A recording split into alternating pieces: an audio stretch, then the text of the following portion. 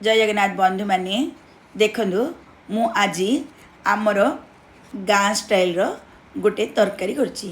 आग काल रे गाँ मानक जेतल कौन स्पेशल गेस्ट आसवे एमती तरकारी होतला। मो घरे भी एमती तरकारी होतला। मो जेजमांगर गोटे रोसिया थिबार ताको आमे बुढ़ी माँ बोली डाकिबार से बुढ़ी माँ कौन गेस्ट आसवे नहले घर को गुरु गोसाई आसवे कहले एमती तरकारी करंदी। आपणकर घर मानक जेजेमा आउ माँ एमती सब रेसिपी करुले ना ना प्लीज मते कमेंट करी कहतु। ता पूर्व दुनिया रे को कण रही आप रेसिपीटा देखुं प्लीज मते कमेंट करी कहतु। मो गाँर मुग डाली चोपा थिबार ताको गोटे 2-3 घंटा बतरेकी भल भाव धोई देछि। स्टेनर को ताको छाणीदेली। आपण जम्मा पानी थाई करेनि।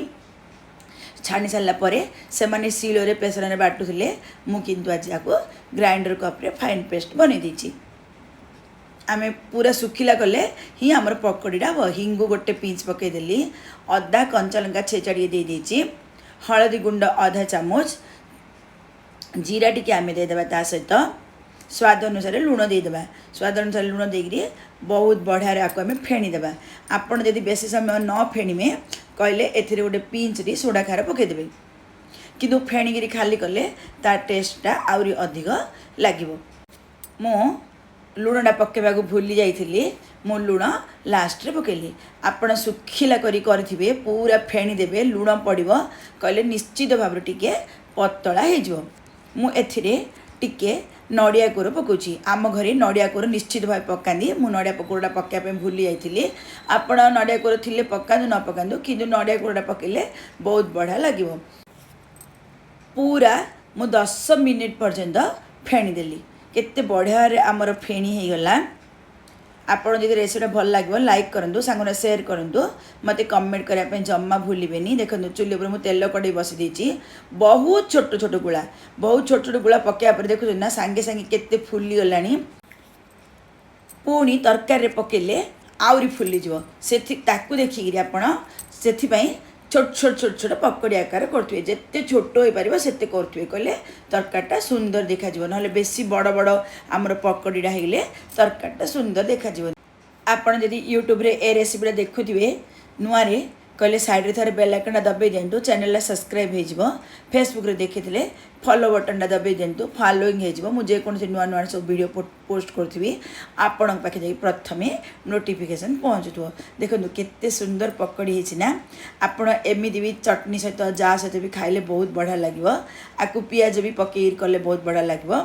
किंतु मु आज बिना पियाज रसुन करुँची से लगे आज मो पियाज पकईनी। आपण पकड़ीटा भल भाव भाजुवे ना भल लगे। बर्तमान मोर पकड़ी हो गला। मुझे बाहर करदेवी। आपण बिरी रे भी एमती कले हम।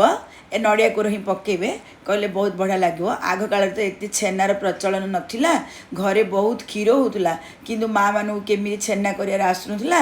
गाँ मानक तो मुग बिरी सब बेले घरे थाए नड़िया भी थाए से लगे माँ मैंने एमती कर दियंती।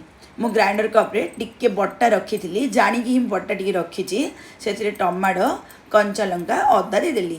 आपड़ जब पियाज रसुन करने थी ए स्टेज रे आपण पियाज फाड़े आउ रसुन 3-4टा कोला देकी बाटी पारे।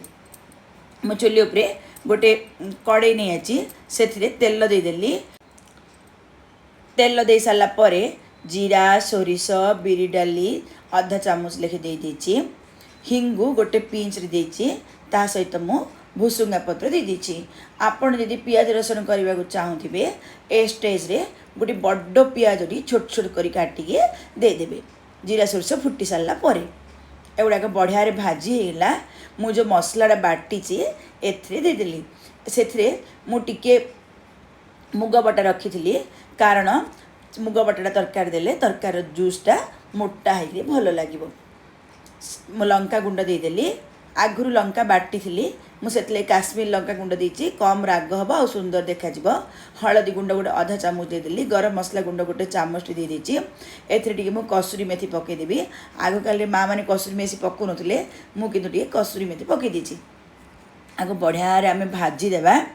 भाजी हो सारा पर आम ए पानी देबा। आपण टिके कंचा थी करंतुनी तरकार टेस्टा भल लगे सीम करके भल भाव में आप भाजी दिंतु ना हाई फ्लेम कले लगातार घाटी बढ़िया भाजी देवे जमी तेल मसला अलग हो ना तरकारीटा टेस्ट लगे। आमर मसला बढ़िया भाजी होगा मु ग्राइंडर कप को ही कल कल से पानी दे दूची मु गोटे लीटर टी खंडे पानी दूची।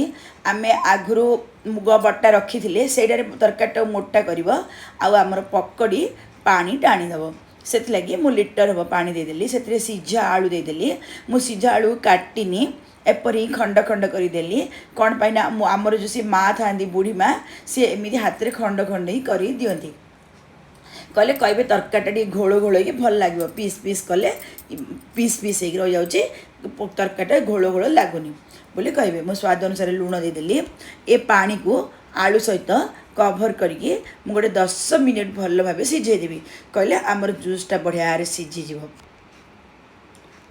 देखो 10 मिनिट हो गला आमर केते बढ़िया आलू तरकारीटा सिझी जाइए।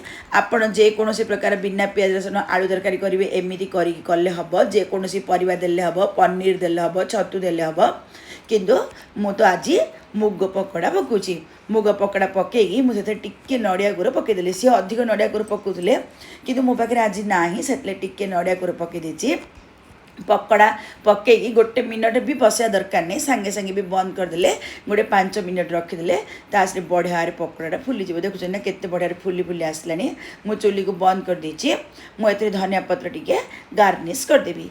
आगुरी आम माँ कौन कहते धनिया टे दरदरा छेची पकाउले मुझे धनिया पत्र गार्निश कर देछि तरकारी रेडी।